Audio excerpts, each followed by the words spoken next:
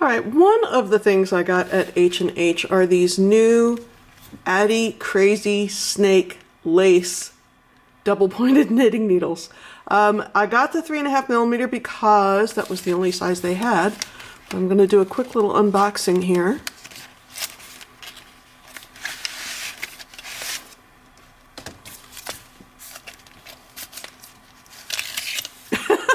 And here they are, Crasy Snake indeed. So each one has a little bit of a bend in the middle. It almost looks like a cable knitting needle. And it has the lace point, which I actually like. I like a pointy knitting needle. They're very light. They feel like aluminum. I don't know if they are or are not. And they come in a set of 5. And they are 6 inches long. So I am going to take some concentric yarn here and knit up a little swatch. Now concentric is usually listed as a worsted weight, but I find it a little thin, so I'm going to go ahead and try it on these needles and see what's up.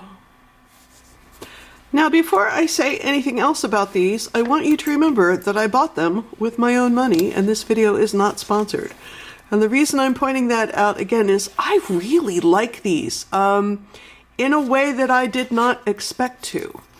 I thought that, you know, they'd be okay, but now that I've sat and done some knitting with them, I just love them.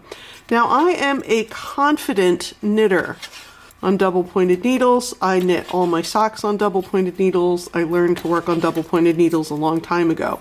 However, if I was somebody who was not super confident on double-pointed needles, I think these, you know, the little bends are really super helpful because it's going to keep the needle from dropping out. It's going to help you prevent those stitches from popping off the side. So I thought because I'm used to knitting on a straight double-pointed needle, I thought they would feel weird to me, but they do not. So I'm actually really enjoying the knitting experience. I know I pointed out earlier that they have lace tips, which I like. I want to say these are super lightweight.